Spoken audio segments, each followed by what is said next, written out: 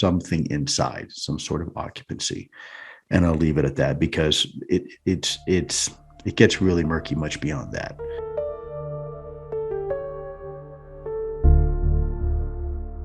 Welcome back to Sergeant Grumpy's Cult of UFO. Today we're diving deep into one of the most controversial figures in modern UFO research, Luis Elizondo, sometimes known as Lou. Let's find out who this guy is as we explore the murky waters of government secrecy, extraordinary claims, and the search for truth. Remember, if you like this video, subscribe to it. And for more of the same, click the notification bell. You can also check out Grumpy's secret stash in the channel. In 2017, a man named Luis Elizondo stepped into the spotlight. He was making extraordinary claims about a secret Pentagon program investigating UFOs, or as they're now called, UAPs. With his background in military intelligence and counterintelligence, Elizondo seemed like the perfect whistleblower. But as we'll see, things aren't always what they seem. Let's start with Elizondo's military career. According to his claims, he served from 1995 to 2004. That's 9 years. During this time, he says he was deployed to Korea, Afghanistan and Arizona. He also claims to have been part of the prestigious Great Skills program, which trains elite intelligence operatives. Here's where things get interesting, folks. The Great Skills program is no joke. It involves extensive training in multiple languages, advanced civilian education, and professional military courses. That's years of training alone.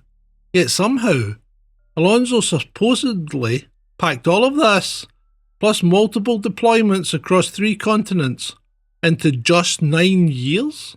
And that's before we even mention his foray into remote viewing. So what you're saying is that you were a psychic spy? A Jedi warrior. And here's another head scratcher. Elizondo never mentions his final rank. He never mentions rank at all. And for someone who's extremely detailed about his roles and his responsibilities, that's interesting, and maybe a little bit of a tell. Now let's talk about AATIP, the Advanced Aerospace Threat Identification Program. Or should I actually say AATIP? Yeah, it gets complicated. AATIP, the Advanced Aerospace Weapons Systems Application Program, was the actual program funded by Senator Harry Reid. Oh, and we'll be doing a deep dive into AATIP, as that needs a whole video in its own right. It's literally mind-blowing. And what they got up to, all funded by you, the public, that's just incredible. So, AATIP was more of a nickname for AATIP, primarily to obfuscate what was really going on and to make it sound more like they were doing actual Department of Defence work. Operating between 2008 and 2012, the funding was pulled in 2010 and it officially ended in 2012 when the money ran out. And this is where Elizondo's story gets murky. He claims he led AATIP until his resignation in 2017. But wait, how do you lead a program that officially ended in 2012? The Pentagon has explicitly stated that Elizondo had no responsibilities with regard to the AATIP program. And that's not a minor disagreement, that's a flat-out contradiction. Elizondo alleges a coordinated effort within the Pentagon to discredit him due to his outspoken stance on UFOs. He frames this like a personal vendetta, and this further complicates the narrative surrounding his involvement, or lack of it, in these programs. It's all a bit he said, she said at this point. So who's telling the truth? Is there actual any truth? Elizondo's made some pretty extraordinary claims. He says that the US government has recovered UFOs. from crash sites that alien technology is in government possession and that humanity is no longer the alpha predator in this part of the galaxy. And he continues with the thread that UAPs constitute national security threats. As Carl Sagan famously said, extraordinary claims require extraordinary evidence. So, where's the evidence? Now we have 3 videos: Flare 1, Gimbal, and Go Fast.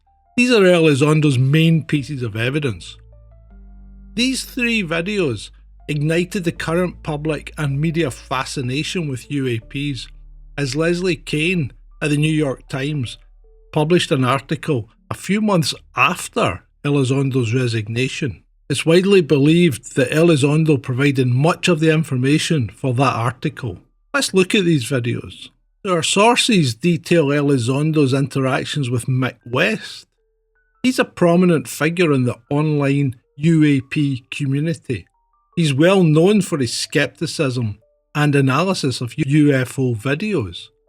Elizondo and West engaged in a podcast discussion during which West challenged Elizondo's interpretation of the declassified UAP videos, and that included Gimbal, Go Fast, and Flare 1. West argues that the videos can be explained by conventional phenomena, such as camera artifacts, distant aircraft, and parallax. He highlights specific discrepancies in Elizondo's description of the videos, suggesting inaccuracies and potential misinterpretations.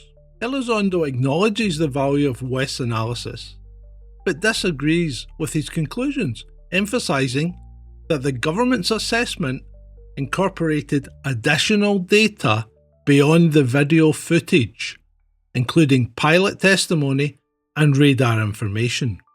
He maintains that this data, which remains classified, strengthens the case for UAP as an unexplained phenomena.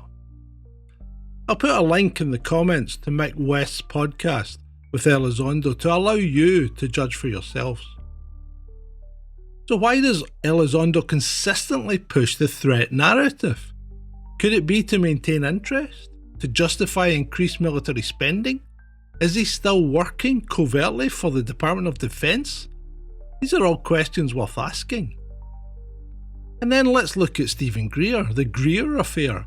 Elizondo distinguishes AATIP's focus on military encounters with UAP from civilian groups like Stephen Greer's, stating that AATIP did not collaborate with such organisations. Elizondo affirms he's never met Greer. However, Greer claims to have information from a senior CIA official about Elizondo's alleged role as a continuing disinformation agent.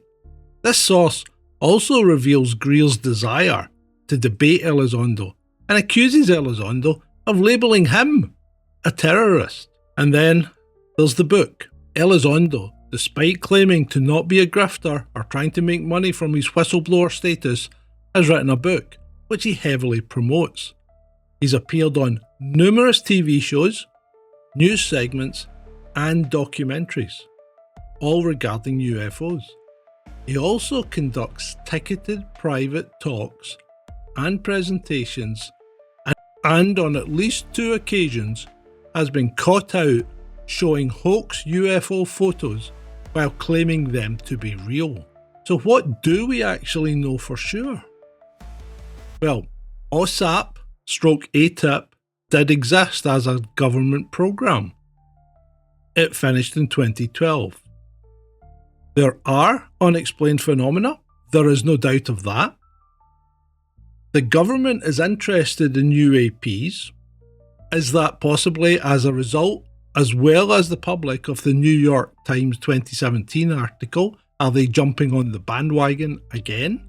Probably much as they did with Project Blue Book.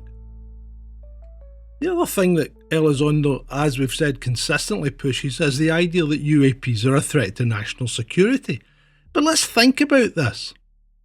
If they're so advanced, why haven't they done anything hostile in all those years?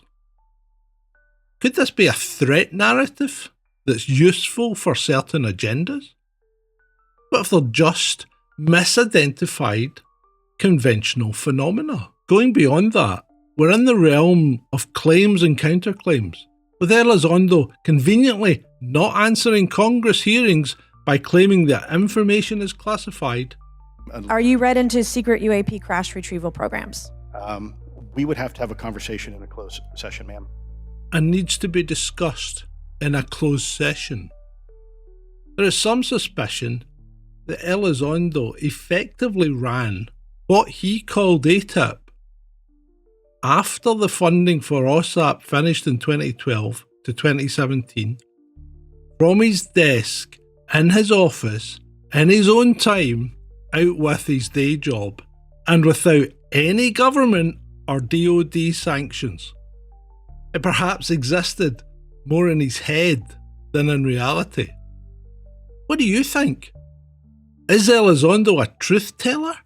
Is he facing a government smear campaign? Or is he a disillusioned minor government official who embellished his career and achievements to big himself up and ultimately insinuate himself into the UFO community to make money or to seed disinformation and discord? Or is there more to this story? Let me know in the comments below. My intuition and observations of his continued evasion of direct answers, particularly in Congress, leads me to the conclusion that he may indeed still be involved in the murky world of counterintelligence. Let's just call it an old cop's hunch. Elizondo remains an enigmatic figure, like a somewhat badly drawn and partially fleshed out Batman villain. What's his real motive? Who is he working for, if he is working for anyone? Is he actually genuine and misunderstood? Remember, keep watching the skies. Question everything you see and hear.